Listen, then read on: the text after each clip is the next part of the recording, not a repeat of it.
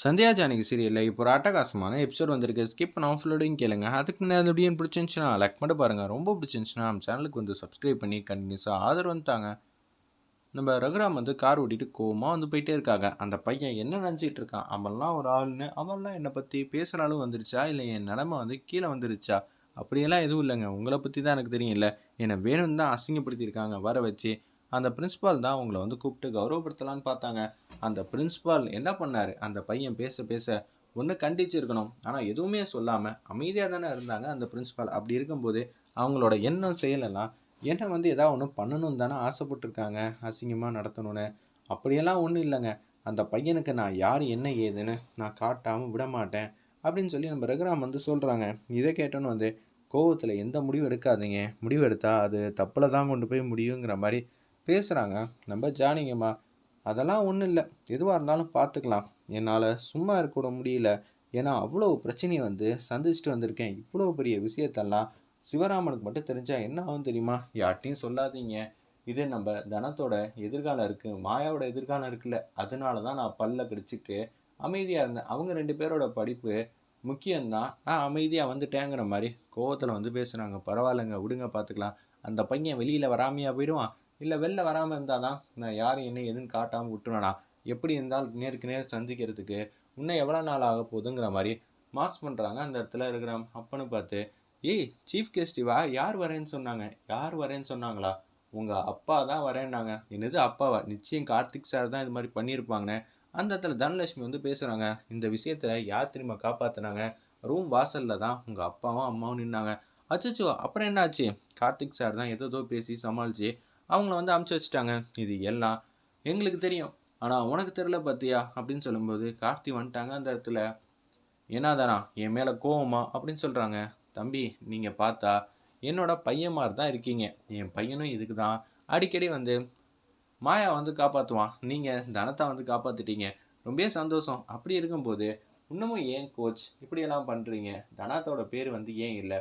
தனா இன்னமும் ஃபோக்கஸாக தான் இருக்கான்னு எனக்கு நல்லாவே தெரியும். தனாவோட டேலண்ட்டு ஸ்கில்லாம் வேறு லெவலில் இருக்குது. அதை உசுப்பேற்றுற மாதிரி தான் நான் வந்து நடந்துக்கிட்டேன்.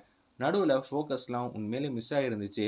அதை நான் டியூன் பண்ண தான் இது மாதிரி ஒரு ட்ராமா வந்து ப்ளே பண்ணேன். கடைசியில் அது நான் நினச்சதை விட ரொம்ப அளவுக்கு அதிகமாகவே வந்து ஒர்க் அவுட் ஆகிடுச்சு.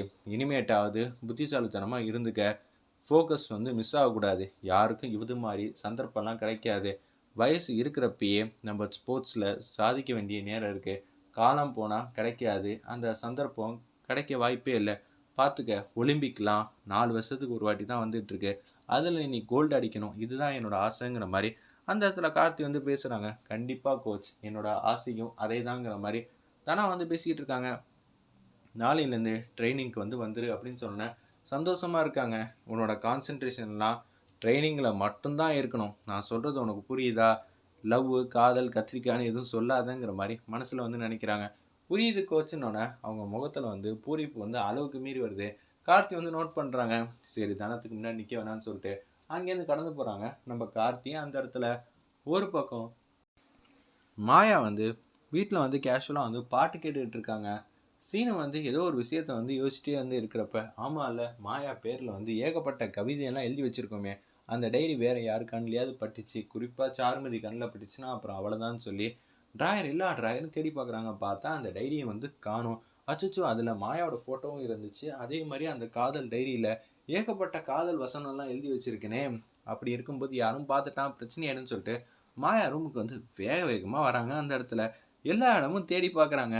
என்ன தேடுறான், ஒருவேளை டைரியை தான் தேடுவான் போல இருக்குங்கிற மாதிரி யோசிக்கிறாங்க அந்த இடத்துல நம்ம மாயா.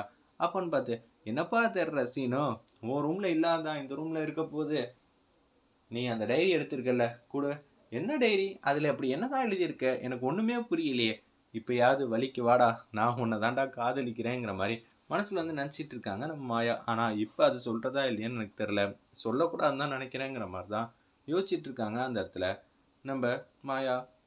நான் உன்னை பற்றி தான் எழுதியிருக்கேன்.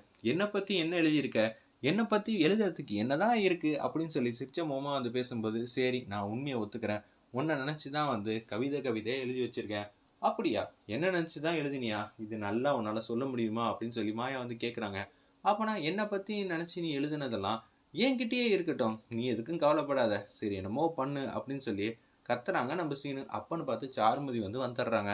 "என்ன ஆச்சு சீனு? ஏன் இப்படி கத்துறீங்க?" அப்படின்னு சொல்லும்போது, "என்னப்பா சீனு உன்கிட்ட தானே பேசுறா. என்னோட டைரி எடுத்து வச்சுட்டு இவ தரமாட்டேங்கிறா. அடுத்தவங்க டைரி எல்லாம் எடுத்து வைக்கிறியே, உனக்கெல்லாம் வெக்கமா இல்ல? மரியாதையா தா. இது எனக்கும் சீனுக்குள்ள பிரச்சனை. நீ யாரு இதுல தலையிடங்கிற மாதிரி மாயா கேட்டோன்னே கடுப்பாயிட்டாங்க. என்னது நான் யாரா? நான் தான் அவங்களோட பொண்டாட்டி. அர்த்தம் தெரியுமா? என் கழுத்துல தான் தாலி கட்ட போறாங்க. தாலி கட்டின மாதிரி வந்து நின்று பஞ்சாயத்து பண்ணிக்கிட்டு இருக்க.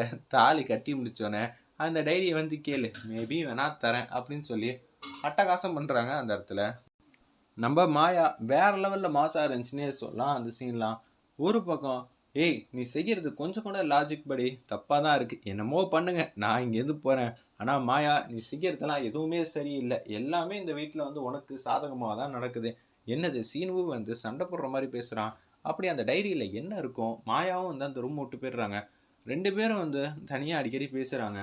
சீனுவோட டைரி மாயாட்ட இருக்குன்னா ரெண்டு பேருக்குள்ள ஏதோ ஒரு விஷயம் தான் இருக்குது. ஆனால் ஏன் முன்னாடி தான் அதெல்லாம் எதுவும் காட்டிக்காம அவன் இது மாதிரி நடந்துக்கிறான் போல இருக்குங்கிற மாதிரி யோசிச்சுட்டு இருக்காங்க. அப்போன்னு பார்த்து சாருமதி வந்து யோசிக்கிறாங்க. அந்த டைரி இல்லாமல் நம்ம இந்த ரூமை விட்டு போகவே கூடாதுன்னு சொல்லி இருக்கிற சந்து பொந்துலேருந்து எல்லா இடமும் கபோர்டு, ட்ராயரு, ட்ரெஸ்ஸு எல்லாத்துலேயும் வந்து தேடி தேடி பார்க்குறாங்க. இருப்பினும் எங்கேயுமே கிடைக்கல. கட்டில் கடியில் கூட பார்த்துட்டாங்க. என்னடா அது பெட்டை தூக்கி கூட பார்த்துட்டோம். தலானி கவரில் கூட செக் பண்ணிட்டோம். எங்கேயுமே இல்லையாடா அப்படின்னு சொல்லும்போது யோசிச்சுட்டு இருக்காங்க. சரி இந்த ட்ராயரில் தான் பார்க்கல. என்ன ஏதுன்னு பார்க்கலான்னு சொல்லி பார்க்குறப்ப ஒரு பெட்டி ஒன்று ஒளிஞ்சிருக்கு.